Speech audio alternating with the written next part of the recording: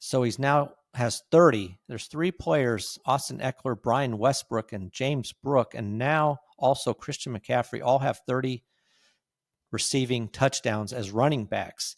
That's only 6 away from the record held by Marshall Faulk.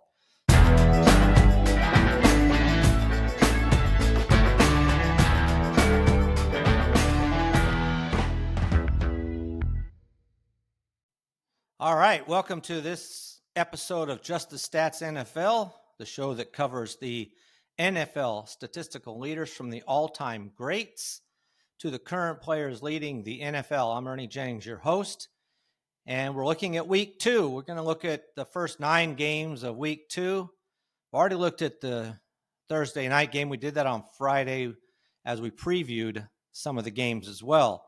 So you can catch that if you want to hear about that game. But we're going to look at, these will all be the 1 o'clock Sunday games, 1 o'clock Eastern time.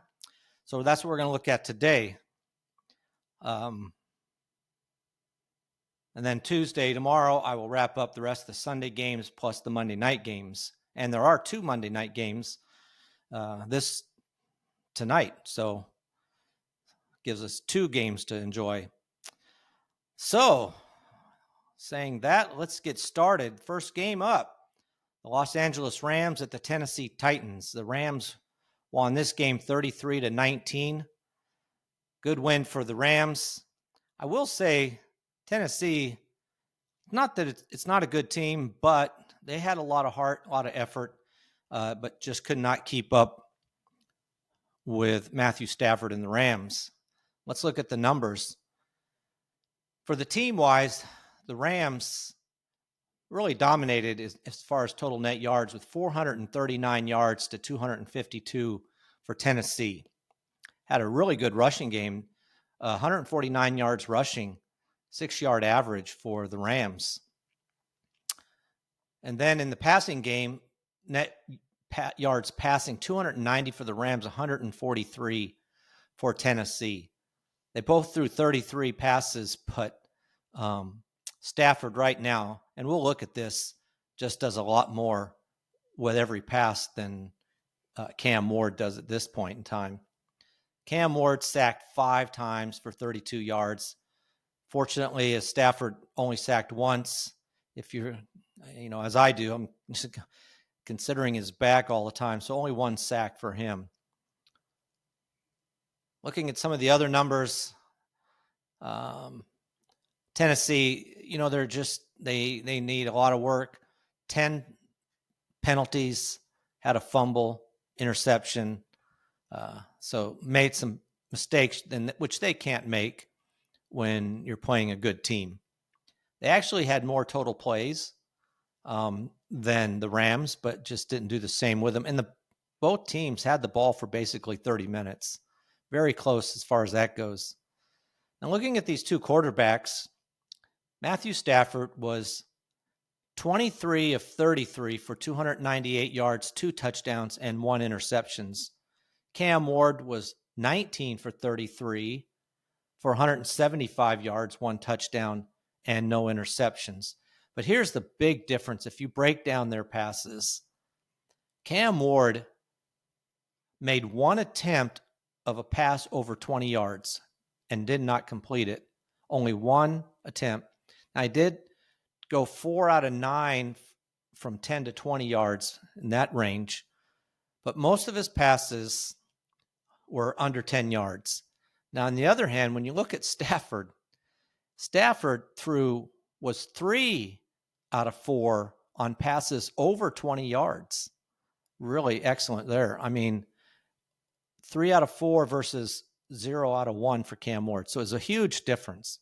And then from 10 to 20 yards, he also was 5 out of 10. So 50% there compared to the 4 out of 9 for Cam Ward. So he just threw the ball down the field a lot more, did a lot more with the same number of pass attempts, completed 4 more, but he completed 4 more for 123 extra yards. So it's a huge difference as far as the passing game goes for the 2 teams. Now, Stafford has some really good receivers, so that makes a huge difference. But that was one of the big differences I noticed in this game was just how the passes were distributed. Now in the running game for the Rams, it was Kyren Williams with 17 carries for 66 yards, 3.88 yard average, no touchdowns. Puka Nacua had one rush for 45 yards. That was huge. Touchdown run, which was amazing run because he looked like he was all bottled up right off the line of scrimmage, and all of a sudden he's popped out the other end and he's running for a touchdown. It was a crazy play. Now, Blake Corum had 5 carries for 44 yards for 8.8 yard average and a touchdown, which really hurts if you're a fantasy holder of Kyren Williams. It really hurts your numbers when it's Blake Corum who gets the touchdown. Matthew Stafford, 2 carries for -6 yards. Now, for Tennessee, it was Tony Pollard had a good game. And if they could have just hung in the game, he probably would have even had more carries. But he had 20 carries for 92 yards, a 4.6 yard average.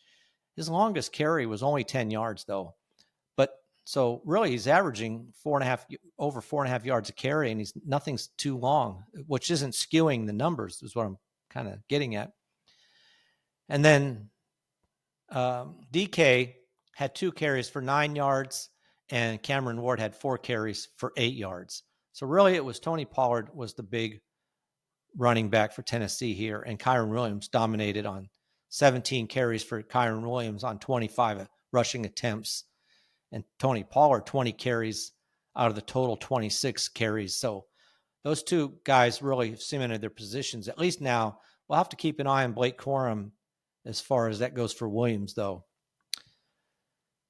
Now, in the wide receivers and receiver department, Puka Nacua, 8 receptions for 91 yards on 9 targets. So 8 out of 9 targets, no touchdowns. Devontae Lewis showed up here, 6 catches on 13 targets. He was targeted 13 times, had 6 catches for 106 yards. So really good, and 1 touchdown. Like I said, if you have him, he's somebody that really can get the touchdowns for you. He's in the top 10 all-time in NFL history for touchdown receptions. Tyler Higbee, 4 catches on 4 targets for 37 yards.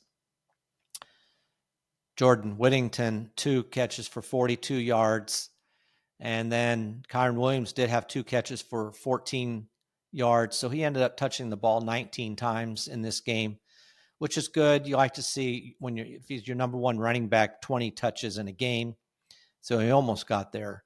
Unfortunately, if he was your guy, he just didn't produce a touchdown. But maybe next week. He's usually fairly good at producing touchdowns.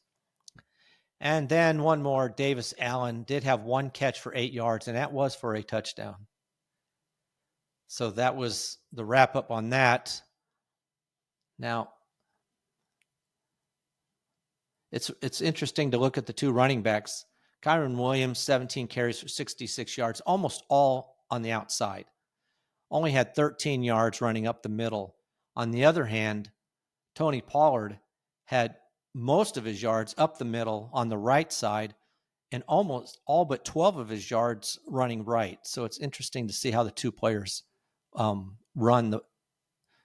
Kyren Williams definitely is trying to bounce it out, while Tony Pollard does not mind going up the middle. All right. On defense, anybody for the Rams? They did have 5 sacks. That's right, 5 sacks. Pretty impressive there. With Byron Young having 2 of the sacks. There's 3 guys had 1. So really produced pretty well there. And only 1 sack. Amani Hooker sacked Stafford 1 time. All right, so that's the game. Now looking at the numbers here, and I'll do this first the next games, but for the Rams, they now lead this series with Tennessee 9-6. And in this game, Matthew Stafford did throw 2 touchdown passes.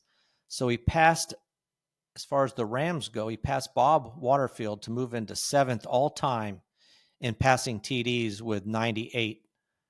Next up for him will be Kurt Warner, who's 6th all time for the Rams with 102. So he needs 4 more touchdowns to tie Kurt Warner, 5 to move into 6th all time.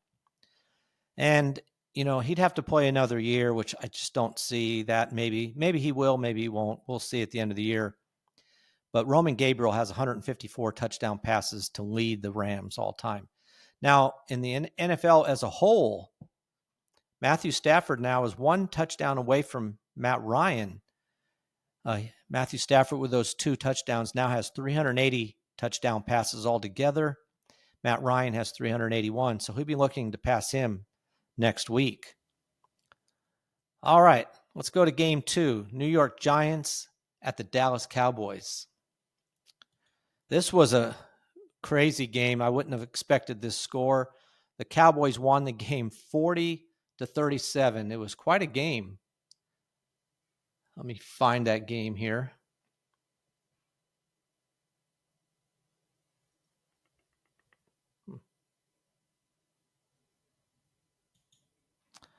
All right, let's look at that game here. Get this up here. I got to get these games up here.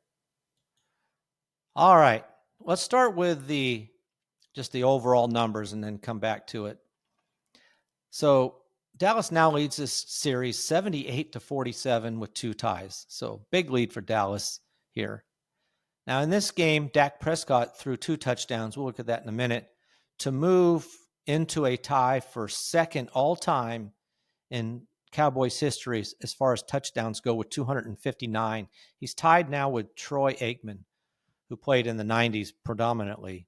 He was tied going into the game with Don Meredith for 4th and now has moved all the way up into a tie for 2nd. So a couple more years, depending on how many touchdowns he has this year, the number 1 man is Roger Staubach with 313. So that's actually the next person because Dak Prescott's now tied for 2nd. Now, on the other side, for the Giants, Russell Wilson, he was in 4th place in sacks in the NFL history with 562. He was sacked 3 times in this game to move into a tie for 3rd all-time in NFL history with Tom Brady with 565 sacks. So next up for him in this bad category is Fran Tarkenton, who was sacked 570 times. He's all-time 2nd leading person as far as being sacked goes. Now let's look at the game. Like I said, it was 40-37 Dallas. Really a crazy game. I mean, it was a back and forth game. Halftime, it was only 13-10. And then the 4th quarter, it was just a huge breakout. And actually it ended up in overtime when Dallas pulled this one out. This was in Dallas. So Giants really put up a tough game. And unfortunately for them, they're 0-2 though. So despite the effort, they were unable to come up with the win. And we'll look at the numbers on this game. It was incredible. So in the game, a lot of yardage here. First downs, Dallas had 32 first downs. Giants had 22. But in the total net yards, Giants had 506 net yards versus Dallas's 478. So honestly, I thought Giants defense was a little better than that, but it was incredible. Rushing, and you'll see this is most of the Giants yards were in the air. Net yards rushing, 84 for the Giants, 135 for Dallas. So most of the yardage came in the passing game. The net yards passing for the Giants were 422, 343 for Dallas. So this ball was flying around in this game. It was quite a game. Now, on the negative side, both teams were horrible. The Dallas, you'd think 12 penalties for 106 yards is bad, but then you look at the Giants, 14 penalties for 160 yards. And amazingly, they almost won this game. 14 penalties, 160 yards. That's terrible. You just can't, you can't do that and win. Both teams had interceptions and a fumble, but didn't lose the fumbles. Just unbelievable. Dallas did have the ball for almost 37 and a half minutes to 32 and a half for the Giants. Now, remember, there's overtime into this. That's why these two totals equal out to more than 60 minutes. Now, looking at the quarterbacks, Russell Wilson, 30 attempts, 30 completions on 41 attempts for 450 yards, 3 touchdowns, 1 interception. He had a quarterback rating of 123. Very good game for him. Really, if you saw him last week, you thought he probably needs to hang it up. Then he comes out with a game, throws for 450 yards. Incredible. So it really goes to show one more game how a game can make a difference. And obviously defenses do too. Now for Dallas, Dak Prescott threw the ball 38 completions on 52 attempts, so not quite as efficient, not even really close as Russell Wilson was, but he threw for 361 yards, 2 touchdowns, and 1 interception himself. Both quarterbacks were sacked 3 times. Dak Prescott ended up with a quarterback rating of 96.7. So really, Russell Wilson had a great game, probably outplayed Dak Prescott, but did not come up with a win. Now, when we're looking at these two quarterbacks, again, here's an interesting reason why. Passes over for Dak Prescott, passes over 20 yards. 2 out of 5. 2 out of 5 for him. So really, he was throwing the ball underneath predominantly. He did between 10 and 20 yards. He was 8 for 12. So pretty good there, 8 out of 12. But over 20 yards, just not getting him down the field. Really a ton of passes. He was perfect. Passes, around the line of scrimmage or under. Obviously, you're going to be pretty good there. You should be. I mean, he was perfect. Like I said, 12 out of 12. But these are passes all, dumps off below the line of scrimmage. So really interesting play selection here. Now, on the other hand, Russell Wilson does like to heave the ball, which is why you get him up to 450 yards. And he threw 11 passes out of 30 completions and 41 attempts. He was 7 out of 11 for passes over 20 yards. So really good. Now the one interception he did have was on a pass over 20 yards. So, you maybe chalk it up to somewhat of a punt, I guess. Now, yeah, I mean, a lot of his yards, he had well over 250 yards over on passes over 20 yards. So he really racked it up there. Only 5 passes, all completions for passes that are at the line of scrimmage or below. So really, they were pushing the ball down the field a lot more than Dallas was. Now, looking at the running backs, Tyrone Tracy, if you had him, you might have to think about what's going to be his future, and same with Devin Singletary. But in this game for the Giants, Cameron Scatabo, 11 carries for 45 yards for a 4.1 yard average. He did have the 1 rushing touchdown. Russell Wilson, 3 carries for 23 yards. Tyrone Tracy, 5 carries, 15 yards. So Cameron Scatabo dominated in the running game. They only had 21 attempts in the whole game. Scatabo had 11 of them. Devin Singletary, 1 carry, and Jackson Dart did come in and had 1 carry for -3. Now for Dallas, I was down on this Dallas Cowboys running game, but Javonte Williams has come through these last 2 games, so he may be he's definitely the guy for Dallas, and he may be somebody you want on your fantasy team as well. But Javonte Williams, 18 carries for 97 yards, a 5.4 yard average. He did have a 30-yard run, and he had 1 touchdown. So pretty good game for him. Dak Prescott had 3 carries for 17 yards. Miles Sanders, the backup, 5 for 15 for obviously 3 yards. He did have a rushing touchdown. So if you happen to have him, of course, if you had Javonte Williams, you don't like Miles Sanders coming in there and grabbing one of the touchdowns. And then Kevontae Turpin had 2 carries for 6 yards. So good game for Williams And Scatterbo, we'll have to watch the Giants and see if he will be the number one running back now. It's hard to know at this point yet. Now, if you had Malik Neighbors, you're thrilled.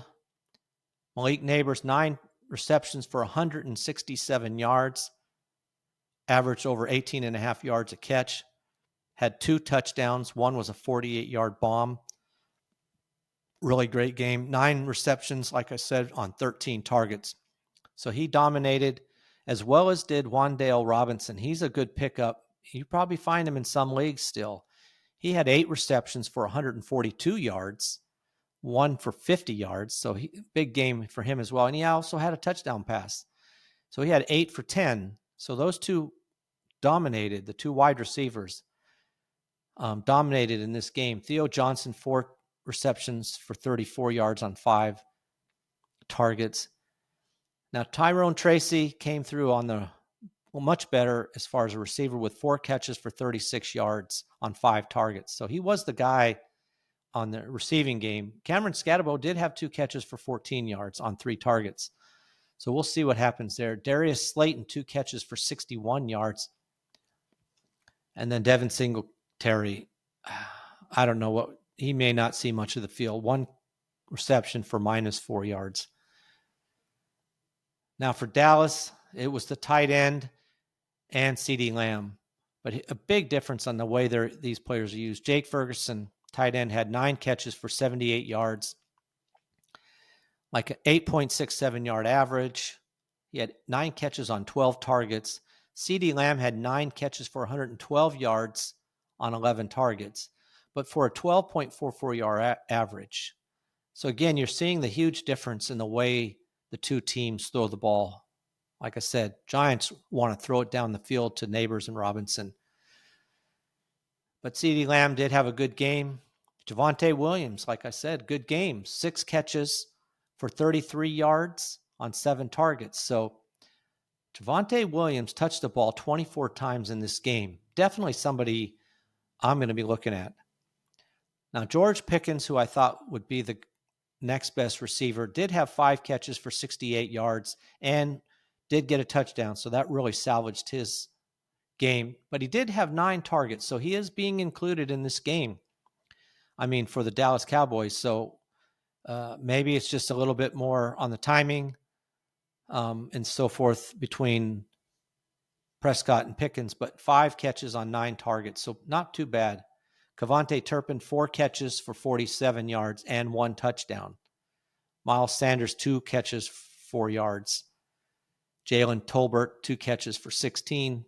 So really a big game by Ferguson and Lamb. And Javonte Williams, if you had him combining his running and receiving, really good game for him.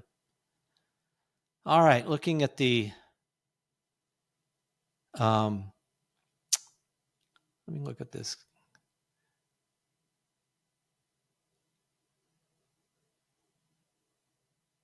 I'm looking at the kicking game here, which is what's slowing me down here. Right at the end of the game, Brandon Aubrey kicked a 64-yard field goal to win the game. So pretty impressive, 64 yards. He's got a powerful leg. All right, on defense, Giants had 3 sacks that they racked up in 1 interception. So not too bad. They tried to hang in there, but still was a high-scoring game. For Dallas, again, also same thing, 3 sacks and 1 interception. All right, that is that game. Dallas winning the game by a high score of 40-37. Next game, San Francisco 49ers at the New Orleans Saints. Now, San Francisco leads this series 51-27 with 2 ties. So big lead by San Francisco. They ended up winning this game in a close game, but it was in New Orleans, but the 49ers win it 26-21. So pretty close game. Let's get that game up here too. All right. Now looking at some of the numbers before we get into the game itself. For the Saints, Alvin Kamara is the guy. He continues to move up the board. He's now 6th all-time in receiving yards, not rushing, but receiving yards for the New Orleans Saints with 4,795. He passed Jimmy Graham in this game. He only had 21 yards, but it was enough to move into 6th place. Next up for him is in number 5 spot is Danny Abramovitz, who played in the late 60s, early 70s, who had 4,875. So he needs 80 yards to catch Danny Abramovitz for 5th place all time. And more Alvin Kamara. We'll just be watching him all the time. He had 6 catches in this game for only 21 yards, though. So not quite as effective as you'd like if you are a fan of his. But he moved into 7th all-time in receiving receptions, obviously receiving, for the Saints with 581. He passed Keith Byers to move into 7th place. Next up for him are several people, actually, including Marcus Allen, who had 587, Tiki Barber, Ronnie Harmon. All of those guys are within 6 of Alvin Kamara, so he could move as far as to 4th place for this team, and we'll just see how it goes. But he definitely is going to get there, whether it's next week or in 2 weeks. He'll be in 4th place by himself. And then looking at the 49ers, now this is NFL record, not just and that's what for Alvin Kamara, when I was talking about his 581 receptions, this is all time in the NFL. So he's, like I said, 7th all time in NFL, and next up for him is Marcus Allen, Tiki Barber, and Ronnie Harmon. Now, Christian McCaffrey's farther behind as far as total receptions, but he's coming up there as well, but he's still behind Alvin Kamara. But when it comes to touchdowns, he's right there now. He is tied for 3rd all-time in receiving touchdowns. He had one more in this game, so he's now has 30. There's 3 players, Austin Eckler, Brian Westbrook, and James Brooke, and now also Christian McCaffrey all have 30 receiving touchdowns as running backs. That's only 6 away from the record held by Marshall Faulk. So next up for Christian McCaffrey, and unfortunately, not Austin Eckler, but Christian McCaffrey now needs 2 to tie Darren Sproles. Austin Eckler's out for the season, so that's a really terrible break for him because he was also on this list of all-time receiving as far as touchdowns go. Tough break. All right, let's look at the game itself. Like I said, this is another close game. The 49ers pulled it out 26-21. Now, looking at the total numbers, like I said, it was a close game. I mean, first down, San Francisco 23, New Orleans 21. Total net yards, neither team was great. 344 for San Francisco, 307 for New Orleans. Rushing, only 77 yards for the 49ers, 121 yards for New Orleans. So they did a better game. But in the passing game, it was 267 yards for the 49ers and only 186 in net yards passing for the Saints. So that's kind of where the game was. They both quarterbacks sacked 3 times. Penalties weren't terrible. None of these, like the last game between the Giants and Dallas, 7 for 45 yards for New Orleans and 5 for 40 for San Francisco. Both of them had 2 fumbles, 1 loss. So a lot of turnovers here as far as that goes. Well, actually, only in the fumbles. There's nobody threw an interception. So that was good for the 2 quarterbacks. Big difference was, one of the bigger differences was San Francisco was able to complete 53% of their third down plays, 8 out of 15, versus only 36% for New Orleans, 4 out of 11. There's a big difference. Time of possession was pretty close, almost 31 minutes for San Francisco, just over 29 for New Orleans. So it was pretty close game all the way around. And even when you look at the quarterbacks, Mac Jones did not have a bad game filling in. He was 29 completions on 39 attempts for 279 yards and 3 touchdowns. Really good. 3 sacks, and he had a quarterback rating of 113.1. So really a decent game for him. And Spencer Rattler's showing why he is the number one quarterback. 25 completions on 34 attempts for 207 yards, 3 touchdowns for him as well. Sacked 3 times, and he had a quarterback rating of 118.1. So they put up a good fight, the Saints did, for a team that a lot of people figured to be one of the worst in the NFL. But they just couldn't quite pull it out.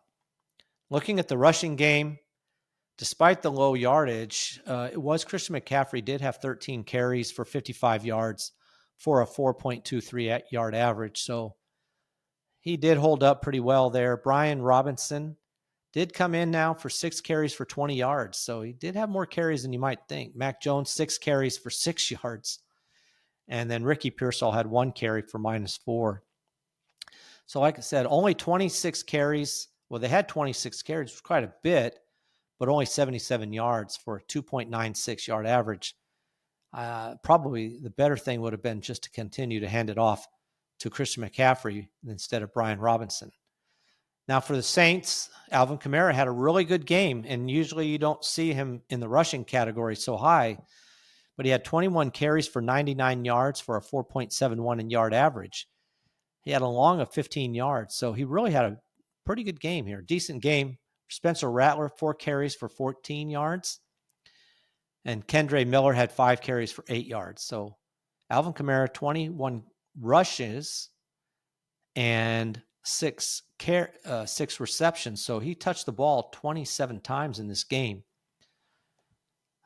Really, a lot of people sometimes doubt Kamara because of his age, but obviously the Saints think of him as a vital person on their team. Now, Christian McCaffrey, like I said, had 13 rushes. And in the receiving game, he led the 49ers with 6 catches for 52 yards and a touchdown. So he touched the ball 19 times in this game. So dominated there. You really want somebody like McCaffrey to have at least 20. But last week, I think he had 31. So maybe they decided to tone it down a little bit. That was 6 catches on 7 targets for him. Now, Jawan Jennings came in second and really was the number one receiver here with 5 catches, 89 yards for 1 touchdown on 10 targets. So he dominated here in targets as far as the wide receivers go, because Ricky Pearsall had 4 catches for 56 yards on 6 targets. So like I said, Jawan Jennings, 5 out of 10 targets, and Ricky Pearsall, 4 out of 6. So the ball got spread around a little bit. Jake Tongas, 4 catches for 31 yards. Kendrick Bourne, 3 for 32. Luke Farrell had 2 catches for 15 yards. One of them was a touchdown. So the touchdowns went to McCaffrey, Jawan Jennings, and Luke Farrell. Brian Robinson did have 1 reception for -1 yards. All right. Now for the Saints, again, it was the running back who had dominated the receptions, but unfortunately not in the yardage. Alvin Kamara had 6 catches on 6 targets for only 21 yards. Chris Olave, 6 catches on 10 targets. So he was the leading wide receiver, but as far as targets go, but only 54 yards. Now, Jawan Jennings, the tight end, really showed up again. 5 catches, 49 yards, and a touchdown on 9 targets. So he was targeted almost as much as Chris Olave. And a lot of people have been touting Rashid Shaheed, but still he's just not getting the number of looks as Chris Olave. He had 4 catches for 52 yards. I mean, he's numbers-wise, he's producing fairly well, but only 5 targets. So he only had half the targets Chris Olave did. Brandon Cooks had 2 catches for 26 yards. Devon Vele, 1 catch, 3 yards, but it was a touchdown. And then Kendre Miller had 1 catch for 2 yards. So it's really right now it's Kamara, Olave, and Johnson, the tight end. Each one are looked at the most on this team so far. All right, let's look at the defense real quick. Fred Warner had 11 total tackles, 7 solo, 4 assists. He dominated on that team for the 49ers. 49ers did have 3 sacks in this game, so they had a really good game. For the Saints, it was Demario Davis, also had 11 total tackles, 5 solo, 6 assists. So good game for him there. And they had 3 sacks as well. All right, now let's look at the quarterbacks. Wow, this is another game. Neither quarterback is throwing down the field. They're just trying to get rid of the ball. And I don't know, maybe this explains why, for the Saints, why Shaheed's not getting some passes. But balls over 30 yards for the Saints, 2 for 4 for 59 yards. That's it. If you add in 10 to 20 yards, they were 6 out of 12. But everything, the vast majority, in fact, not vast majority, well, all the receptions are to the left for Spencer Rattler when he's throwing longer passes. He was 0 for 2, anything up the middle or to the right.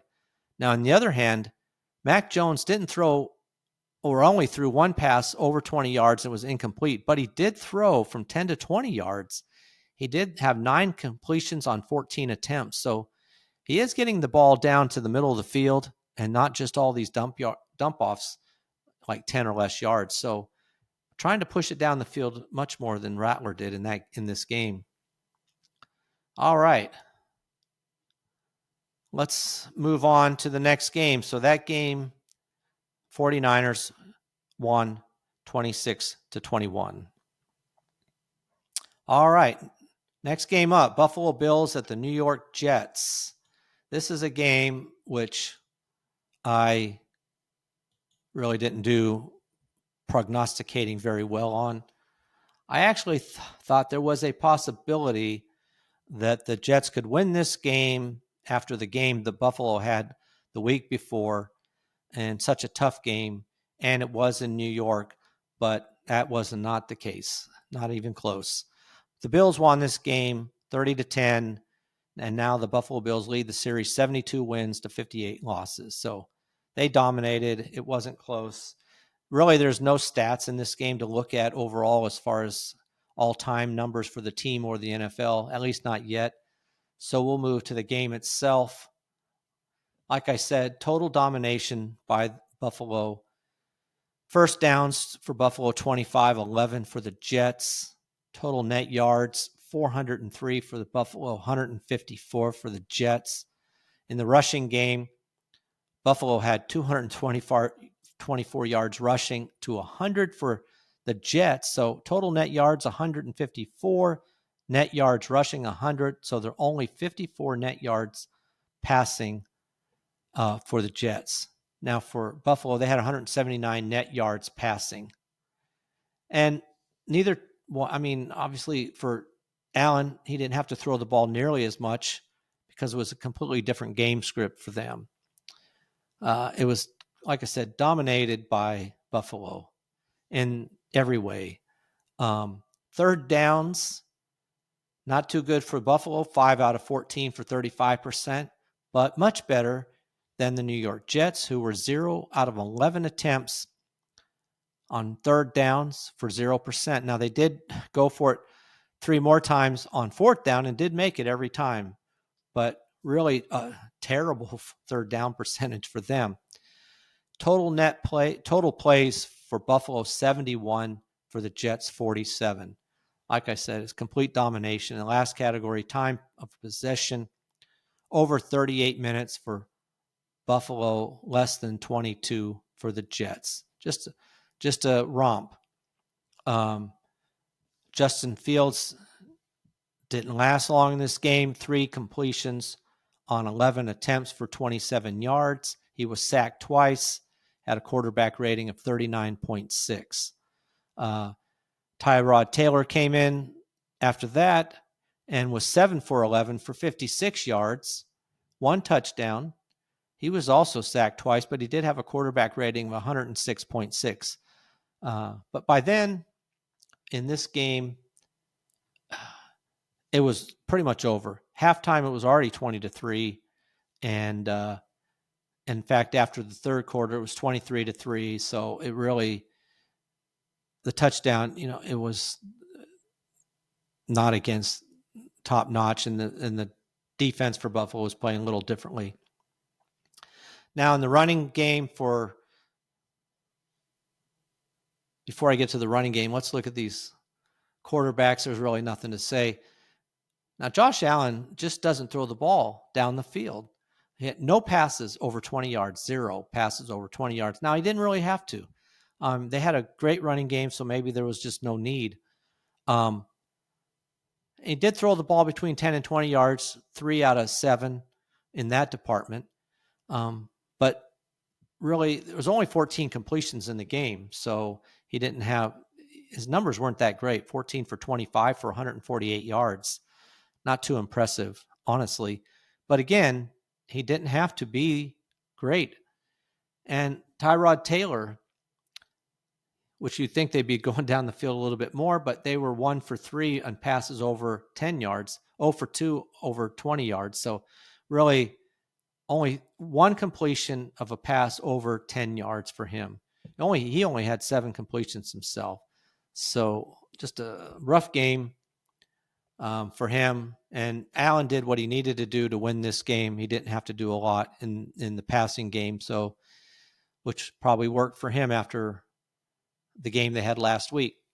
Now in the running game, it was James Cook, 21 carries for 132 yards, 6.3 yard average. He had a 44-yard touchdown run, so big game for him. He had 2 touchdowns. He had a lot. He was 16 touchdowns last year he had, so he's on his way again to posting some number near that possibly. Now, Josh Allen, 6 rushes for 59 yards. No touchdowns in this game for him. Ramon Davis had 9 carries for 24 yards, only a 2.7 yard average.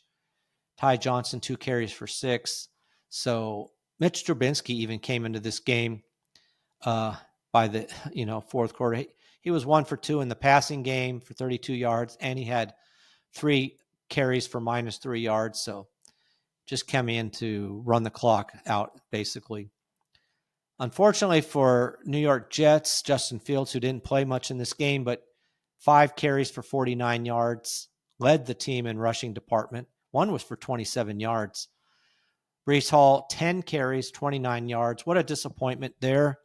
Last week, over 100 yards. This week, 29.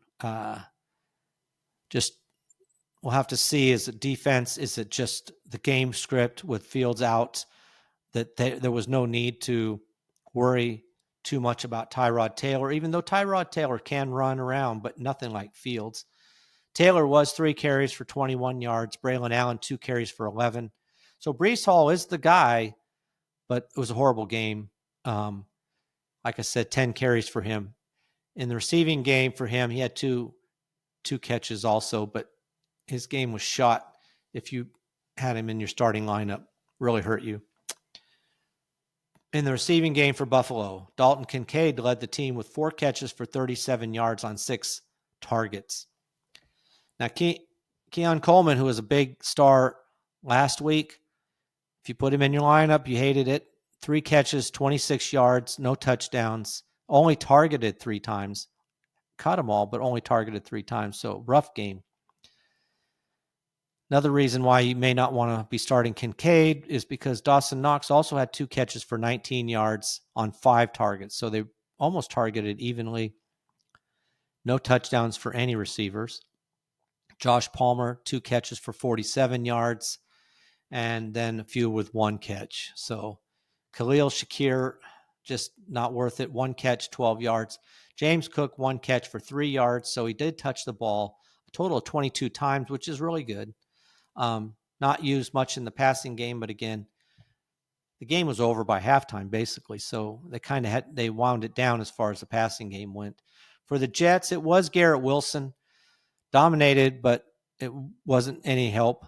4 catches, 50 yards on 8 targets, so 4 out of 8. He's the guy, but now with the quarterback situation, it's just going to be hard for you to count on him. Breece Hall, 2 catches for 9 yards, several players with one catch. So only 10 receptions in the entire game, despite the fact that they were behind in this game the entire game.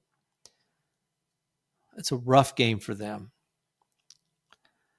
Now, looking at the defense for Buffalo, 4 sacks in this game they had.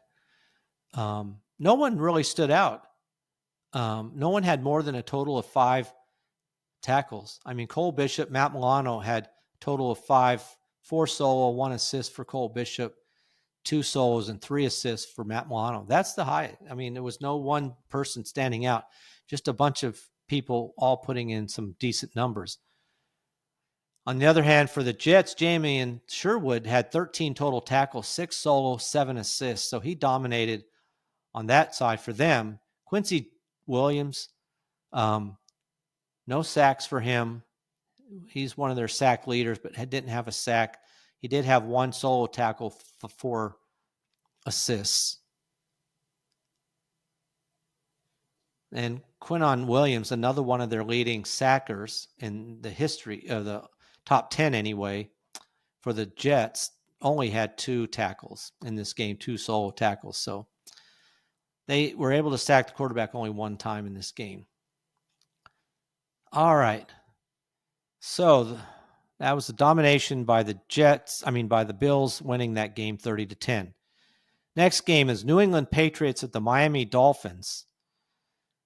That game was crazy. New England wins this game in Miami 33-27. Quite a game. Another one of those barn burner type games. Close game all the way. Halftime, the Patriots led it 15-14 and ended up pulling it out in the fourth quarter 33-27. Pretty impressive game overall for New England. I did not expect them to come down there and win, to be honest with you. But they did. So now Miami leads this series 64 wins to 56 losses. So rack one up for the Patriots there. All time now, there's only one stat to look at, and this is for the Miami Dolphins in their top 10 all-time receiving yards. Tyreek Hill moved into 7th all-time by himself with 4,617 yards. He had a good game here, 109 yards in this game to push him over Duriel Harris, who was in 8th, or who was in 7th, and now has Tyreek Hill has 7th. Next up for him is Devontae Parker, who retired only 4 years ago, but he had 4,727. So he needs 110 yards, which he almost got this last game, to catch Devontae Parker for the all-time to move into 6th all-time. All right, let's look at the game. This was a close game. New England, total net yards 333, Miami 358, so pretty close.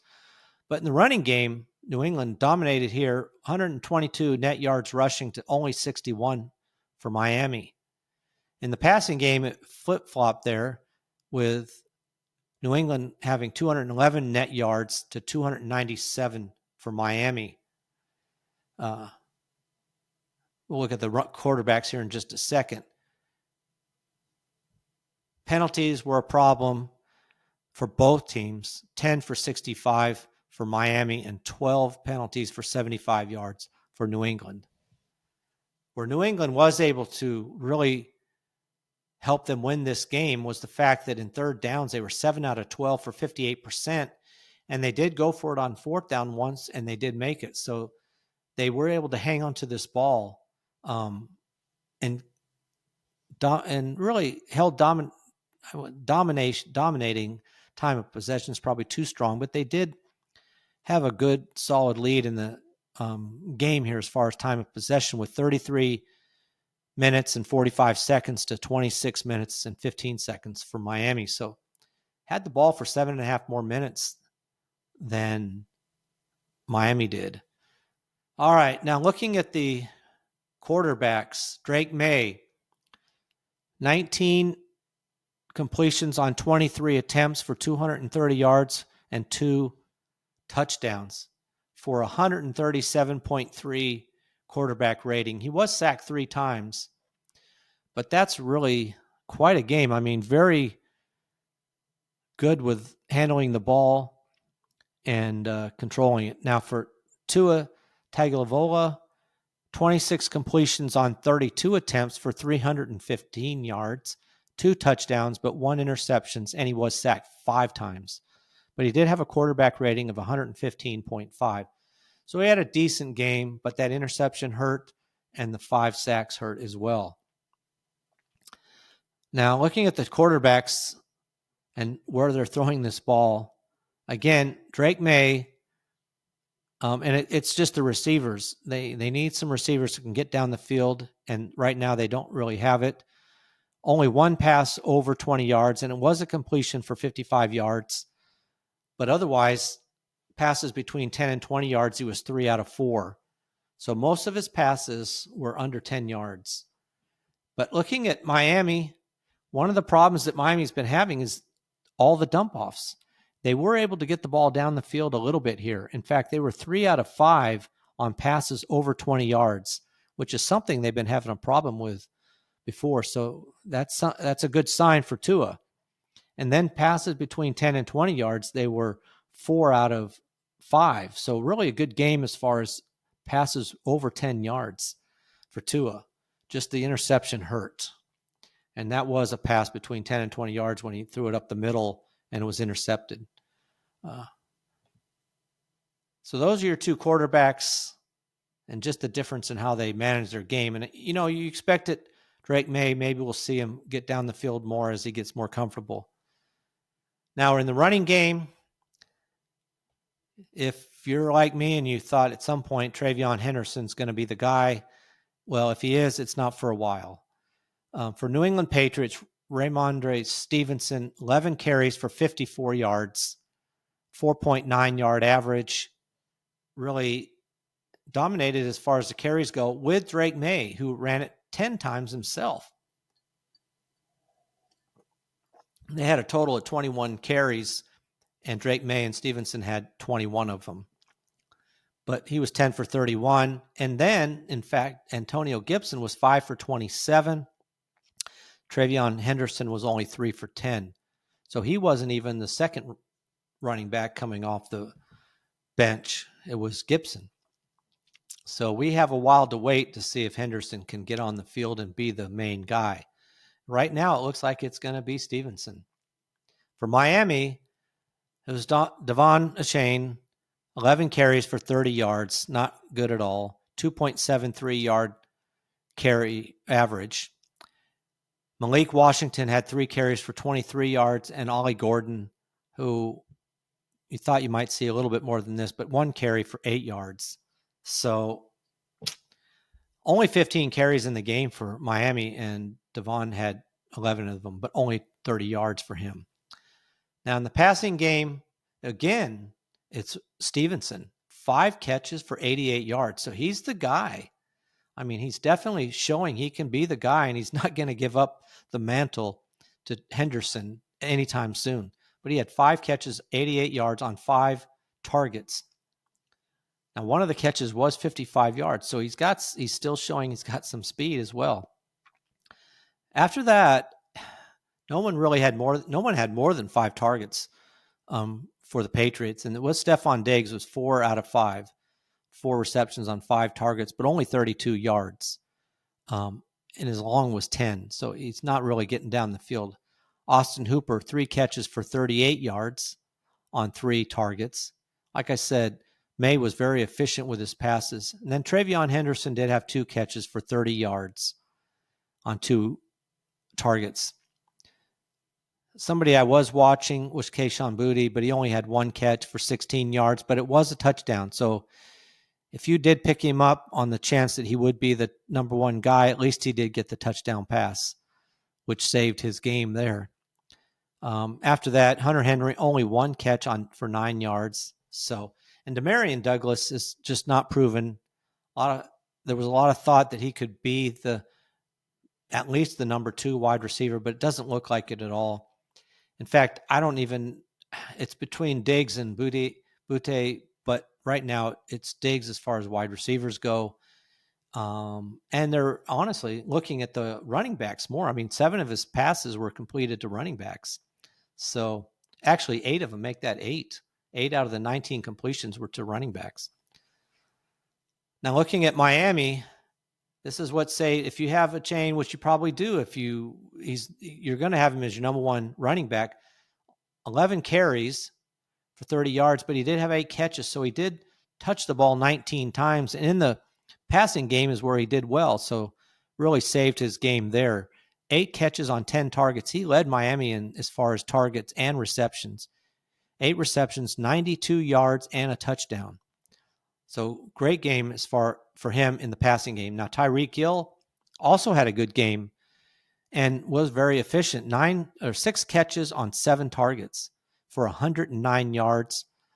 One was 47 yards. So he had a good game. Jalen Waddle had a good game, 5 catches on 6 targets for 68 yards and a touchdown. He did have the touchdown. So those 3 players dominated in this game in targets. I mean, 32 targets and 23 of them went to those 3 players. After that, it was just a couple, one for everybody. Alec Ingold had 2 for 13. Nick Westbrook had 2 for 18.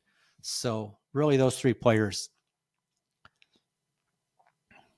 Looking at the defense, no one stood out too much as far as total tackles for New England. They had 5 sacks, though, which is really good. Milton Williams had 2 sacks in this game. Good game for him. And then Marte Mapu had the interception for the Patriots. As far as Miami goes, they did have 3 sacks in this game. So that was not too bad for them. And Tyrell Dotson had 6 solo tackles, 3 assists for 9 total. So the Patriots end up winning this game 33-27 in a very close game. Next game up, Seattle Seahawks at Pittsburgh Steelers. Another game, interesting game. Honestly, I did not expect, I guess, that this would be the score. And for this game, I thought the Steelers would maybe hold Seattle, especially since the game was in Pittsburgh. And now we start to have to question the Steelers' defense. I mean, they gave up way too much to the Seattle Seahawks. But the Seahawks dominated 31-17 in this game. And now the series between Pittsburgh and Seattle is tied up at 11 games apiece. So 11 wins for each team. Now in this game, we had some numbers to look at. Kenneth Walker, who we didn't know if to put him on the heap trash pile or not, but he had a good game. He moved into 10th all-time in Seahawks history in rushing yards. He now has 2,653 past Maurice Morris to move into 10th all-time. Next up for him, probably be late in the season if he can get there, is Sherman Smith, who had 3,429. So he needs, almost 800 yards. So it'll be, if he does make it, it'd be at the end of the season, toward the end. He could, though. Now, again, Kenneth Walker, as far as touchdowns go, Harry's moved up the list a little bit. He's number 6th all-time with 25. Next up for him is Sherman Smith again, who has 28. But he moved into the 6th spot all-time as far as that goes. On defense, Jaron Reed, the defensive tackle, was 10th. Now he's tied for 9th all-time in tackles for loss for the Seattle Seahawks with only 35, but he is 9th. Tied Frank Clark in that number, who just retired a couple of years ago. And, or it's not on the team a couple of years ago, but Anthony Simmons is next for him, who has 39 tackles for loss for Jaron Reed to move into 8th. Now for the Steelers, Aaron Rodgers is tied with Brett Favre now with 508 passing TDs, tied for 4th all-time in NFL history. Next up, which Not sure he'll make this. We'll see, because he still needs 31 touchdown passes. But number 3 all-time is Peyton Manning with 539 touchdown passes. So Aaron Rodgers, that's the next player up for him. All right, let's look at the game. Like I said, Seahawks win this 31-17. Now, this is Pittsburgh had this game at halftime. They were winning 14-7. And then even after the third quarter was tied up 14-14. But Seattle came strong in the fourth quarter with 17 points just in the fourth quarter alone to pull this game out. All right, let's look at the numbers. And Seattle really showed they kind of dominated here. First down, Seattle 21, Pittsburgh 13. Total net yards, 395 for Seattle. This is against Pittsburgh defense, which people thought was one of the better ones. Pittsburgh had 267 total net yards. On the ground, Seattle had 117 net yards rushing. Pittsburgh only had 72. In the passing game, Seattle had 278 net yards passing, and Pittsburgh had only 195 net yards passing. Looking at the other numbers in this game, it was fairly close. Seattle had the ball for over 31 minutes to less than 29 for Pittsburgh. All right, let's look at the quarterbacks in this game. You know, I was curious how Sam Darnold would do after leaving Minnesota. He had a good game. Not great, but he had a decent game. He was 22 completions on 33 attempts for 295 yards, 2 touchdowns, but 2 interceptions as well. And he was sacked 2 times for a quarterback rating of 89.8. Those interceptions really hurt his numbers. On the other hand, Aaron Rodgers did not have a good game, especially compared to what he did last week. 18 completions on 33 attempts for only 203 yards, 1 touchdown, but he had 2 interceptions and was sacked 3 times. So he just did not have that great of a game. Looking at the quarterbacks in this game and their passing distribution, Sam Darnold did have 2 out of 3 passes over 20 yards. 1 was a TD. And then he did have another 4 out of 7 from passes 10 to 20 yards. So not too bad. I mean, 6 of his completions out of 22 were over 10 yards. Now, on the other hand, Aaron Rodgers, on his 18 completions, did try to throw it more than 20 yards 4 times, but only had 1 completion, and he did have 1 interception as well. So not impressive on passes over 20 yards. And even passes 10 to 20 yards, he was only 1 out of 5. So he just could not get the ball down the field at all. Really, his passing was not too good in this game. All right. Like I said, he only had a quarterback rating of 58 in this game. Rough game for him. Now, Kenneth Walker, this game is interesting because unlike last week where Charbonnet was the standout, it was Walker. Even though Walker had 13 carries for 105 yards and a touchdown, and Charbonnet actually out-touched him, 15 carries, but only 10 yards for a 0.67 yard average. And in fact, 1 carry was 6 yards, so he actually had 14 carries for 4 yards. That's terrible. While Kenneth Walker averaged over 8 yards a carry. So he really had a good game. And one of his long was 20 yards, so he still was 12 out of 85. So that's still a good average if you take out the 20-yarder. Still, he really had a good game. Now, for Pittsburgh, it was Jaylen Warren dominated, and it was no way to know after last week how much Kenny Gainwell was going to play, but Jaylen Warren had 14 carries for 48 yards for a 3.43 average. Kenny Gainwell had 5 carries for 20 yards. But one of them was 13 yards, so he would have been 4 carries for 7 yards on the other ones. Warren's longest carry was only 9 yards. So nothing special as far as Pittsburgh goes in the running game. Even though Jaylen Warren, they probably could have thought about giving him the ball even a little bit more when the game was still close. Now, for Seattle in the receiving game, it was Jackson Smith-Njigba. 8 receptions on 10 targets for 103 yards. Really a huge game for him. And very exciting and you can probably pick up Cooper Kupp if you're interested. After last week, you thought he could be done, but this week, 7 catches on 9 targets for 90 yards. Really had a good game. So he's somebody to look at. In fact, those two dominated. No one else had more than 4 targets.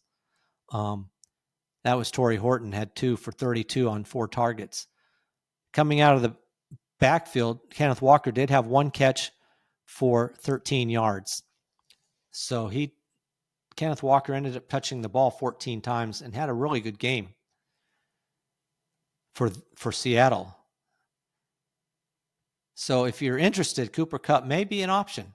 Really, there's no other receivers that he's throwing to. It was just those 2. So tight end had 2 catches. Barner had only 2 catches for 26 yards, but he did have a touchdown.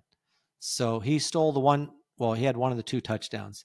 So despite the yardage Kupp and Njigba had, they did not have any touchdowns, unfortunately.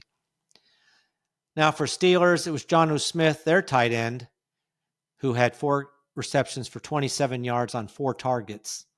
No one dominated in this game. And really, Metcalf's the one you want, but his game was saved by he did have a touchdown. But he only had 3 catches on 6 targets for 3 catches, 20 yards, but he did have a touchdown. So there was nobody that stood out in this game. The passing went all around on the 20. No one had more than 4 catches. That was Jonnu Smith and Jaylen Warren, the running back. So 4 catches for 86 yards. Huge. He had a 65-yard touchdown. Not touchdown, but a 65-yard pass play. So big game for him in the receiving department. So that helped him out. So he ended up touching this ball 20 times in this game. So big game for him there. Make that not 20, make that 18. Still decent amount, which might explain why he might have been on the sideline a little bit for Kenny Gainwell to come in for his 5 while he rested after that long 65-yard play. Tight end, the other tight end, Pat Freiermuth, had 3 catches for 31 yards. So if you want to look at it in any particular way, the tight ends had 7 catches out of the total 20 completions, and they had 7 out of 8 targets. So tight end was looked at quite a bit, but you don't want to take either one if they're going to be splitting the receptions. And then out of the backfield, Kenny Gainwell had 3 catches for 16. So it was either the tight ends or the running backs dominated in this game, with 14 out of the 20 receptions were by a tight end or running back. And then Metcalf had 3 for 20. Calvin Austin, who some people were looking at, I wouldn't think so, only 1 catch for 22 yards. So nothing too impressive for them there. Tough loss for Pittsburgh in Pittsburgh. We'll have to see what happens with Aaron Rodgers and if he can make a nice comeback. For Seattle on defense, Ernest Jones, 8 solo tackles. That's impressive. 2 assists for 10 total. Byron Murphy had 1.5 sacks in this game, so he had a good game as far as that goes. Kobe Bryant had an interception. 1 interception, went for 28 yards on the return. So big game for him as well. And they sacked the quarterback a total of 3 times. Now for Pittsburgh, well, it's a little disappointing, really. Peyton Wilson had a good game, 8 solo tackles, 2 assists for 10. Jalen Ramsey did have an interception in this game, and he did have 6 tackles as well, 4 solo and 2 assists. So he had a decent game. Cameron Hayward, who's been trying to move up the board, did have a decent game. No sacks, though. He had 2 solo tackles, 3 assists for 5 total. TJ Watt really didn't have that good of a game for him. Only 4 total tackles, 2 solo, 2 assists. So they really did a good job, Seattle that is, on containing Watt and keeping him away from the quarterback. All right, so Seattle wins this game 31-17. All right, we got to move a little quicker here. Chicago Bears at Detroit Lions. Wow, what a game. This game was 52 for Detroit and 21 for Chicago. Really dominated here by Detroit. Now, Chicago still leads the series 105 wins to 81 now for the Lions with 5 ties. In this game, it was really Detroit all the way. Never scored less than 10 points in a quarter. We're leading already at halftime 28-14 and just stuffed Chicago the rest of the way. Chicago was able to get a touchdown in the fourth quarter, but by then it was long over. All right, let's look at the numbers in this game. Detroit, 25 first downs to 19 for Chicago. Detroit had 511 total net yards to 339 for Chicago. Now, Chicago did rush for 134 yards net. Detroit had 177 net yards rushing. Big game there. And a big game in the passing department with 334 net yards passing to 205 passing net yards for Chicago. Penalties hurt Chicago, 8 for 50, and they lost 1 fumble. They had 2 fumbles, lost 1 of them. Rough game there. They did all right on third down, 7 out of 13 for 53%. And the game was actually close as far as time possession. They both almost split in half, 30 minutes apiece. It was pretty close to that, 20-second difference each way. Now, looking at the quarterbacks, Caleb Williams, 19 completions on 30 attempts for 207 yards, 2 touchdowns, 1 interceptions. He was sacked 4 times again. He's just going to be sacked a lot if you go look at last year. He had a quarterback rating of 91.9, while Jared Goff had almost a perfect game. 23 completions on 28 attempts for 334 yards, almost a 12 yards per attempt average. 5 touchdown passes, incredible, for 156.0 quarterback rating. That is quite a game for Jared Goff. Looking at the running backs, DeAndre Swift, 12 carries for 63 yards, 5.25 yards, and he did have a touchdown. Kyle Monangwe had 7 carries for 28 yards. Caleb Williams, trying to go too fast here. Caleb Williams, 5 carries for 27 yards, 5.4 average. And those were your top ones. Looking at the running game for Detroit, Jahmyr Gibbs, 12 carries for 94 yards and a touchdown. So good game for him. And David Montgomery also had a good game, 11 carries for 57 yards and a touchdown. So they both had a touchdown. Really a good game by those two. Looking at the wide receivers and other receivers. This was a big game for the Bears. Rome Odunze, 7 catches on 11 targets for 128 yards and 2 touchdowns. So really big game for him. And the question is it likely that he may now be the number 1 receiver for the Bears over DJ Moore, who had 5 catches for 46 yards and on 6 targets? Romo's really just a much more dynamic player, but Moore's a good route runner and dependable, but Odunze really had a huge game here. We'll see how it goes as we go. Now, DeAndre Swift also had 3 catches for 6 yards, so he ended up touching the ball 15 times in this game. Not bad if he's, like, say, your second running back on your fantasy team. Those are the top players as far as receiving goes.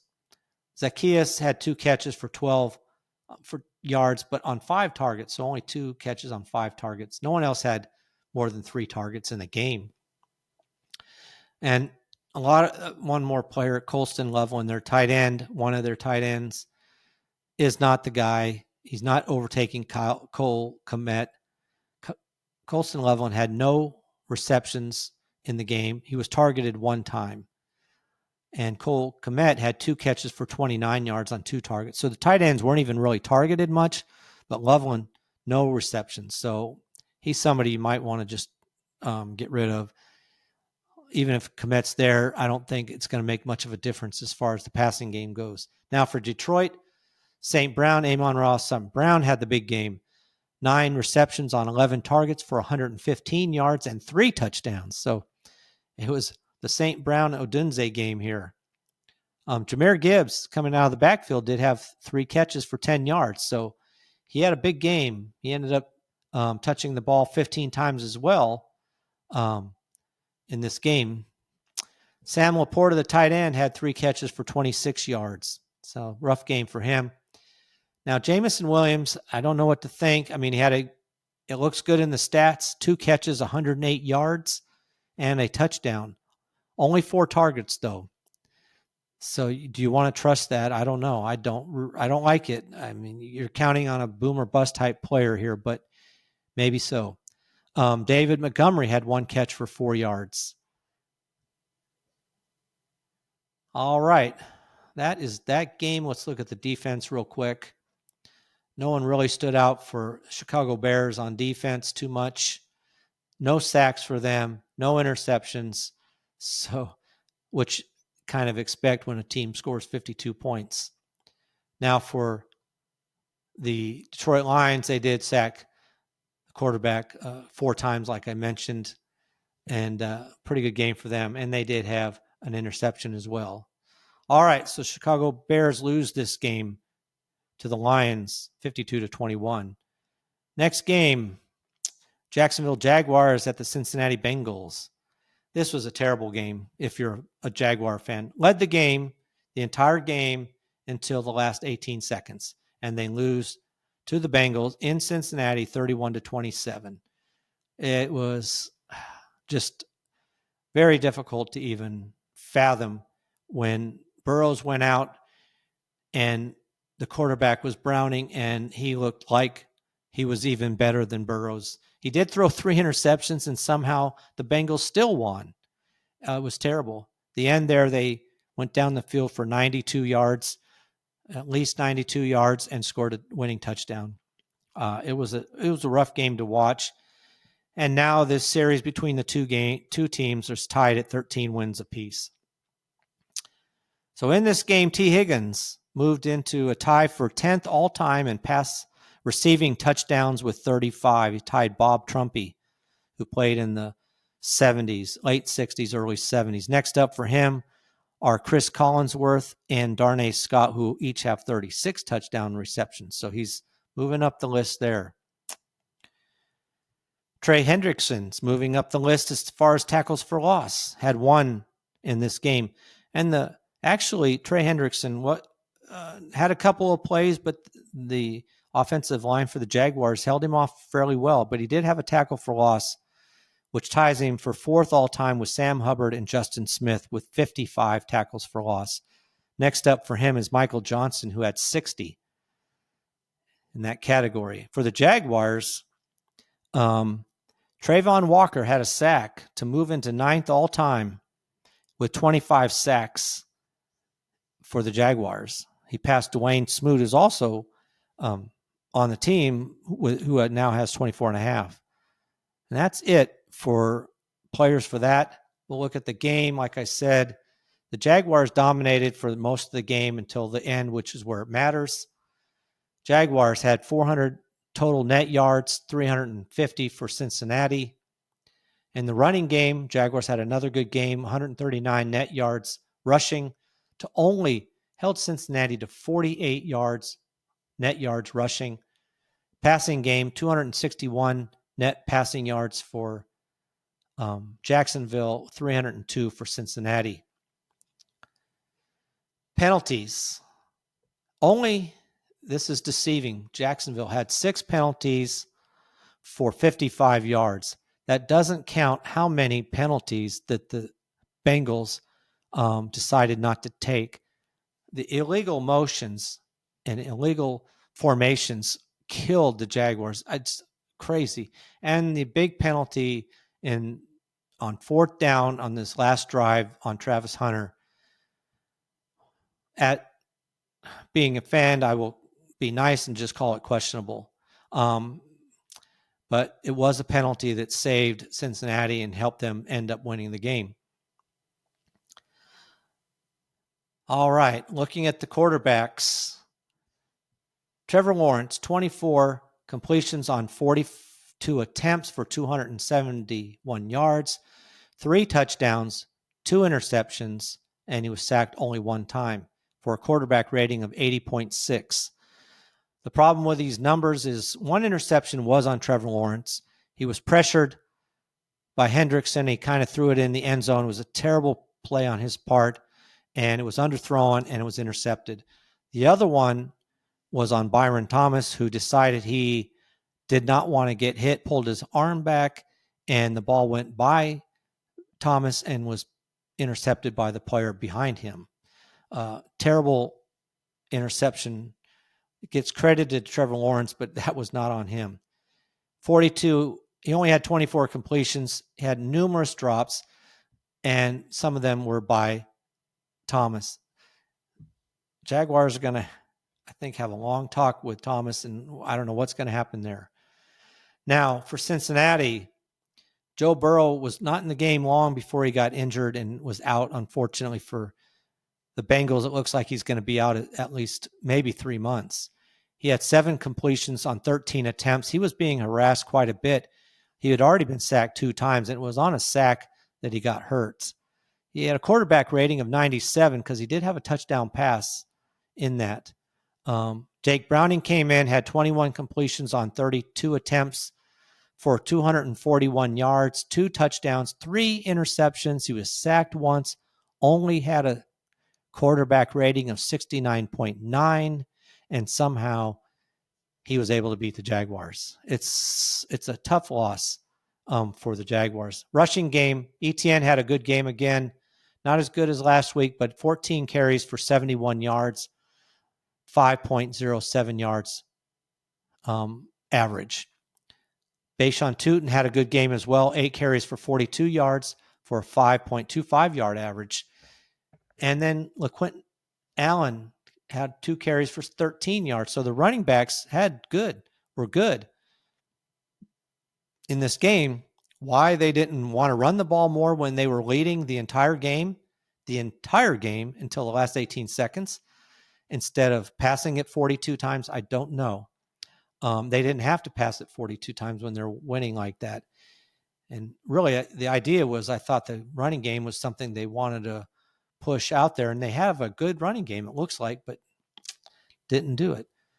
Now for Cincinnati, Chase Brown, 16 carries, only 47 yards for a 2.94 yard average.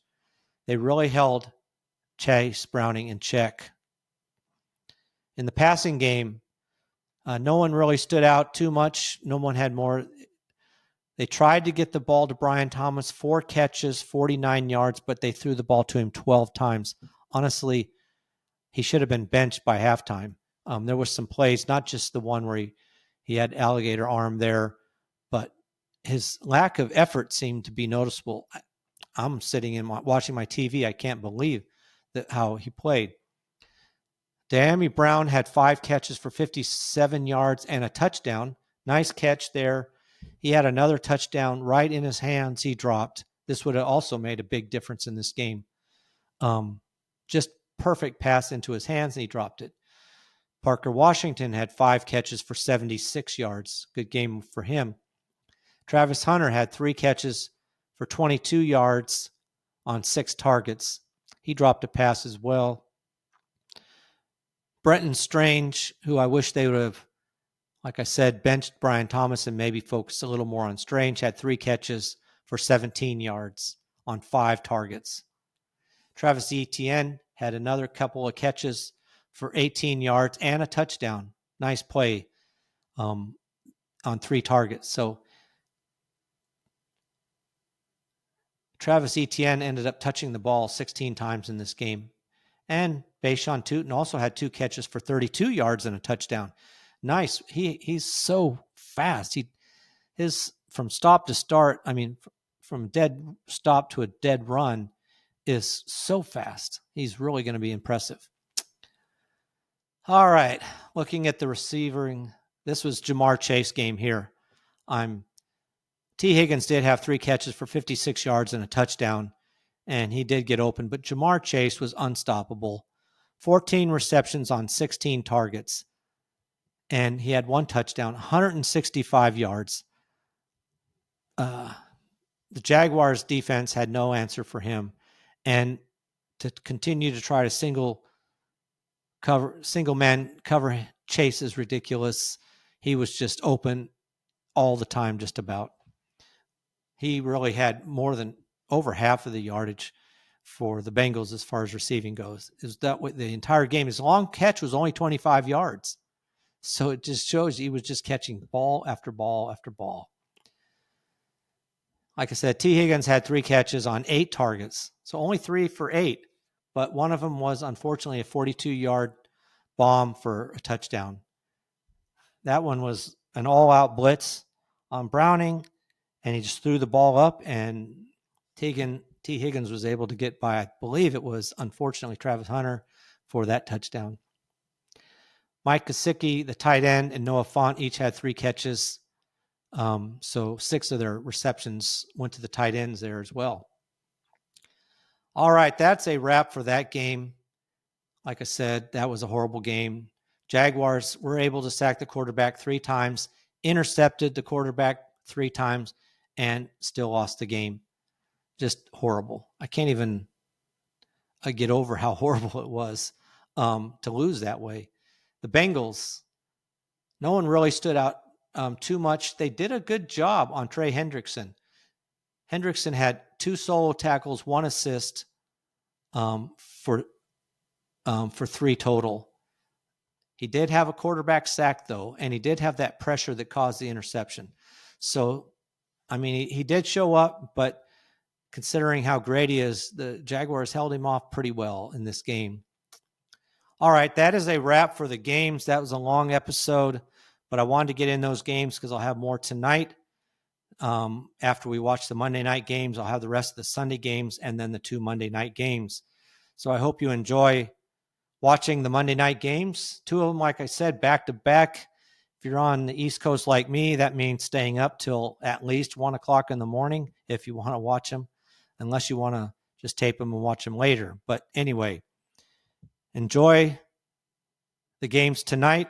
I appreciate it if you like and subscribe to this podcast. You can find it on YouTube at Just the Stats NFL, also at all your podcast outlets, Apple, Spotify, and any other one. If you don't find it, let me know and I can get it on there. Also, email me at justthestatsnfl@gmail.com. I appreciate you listening. And that is a wrap for this episode of Just the Stats NFL.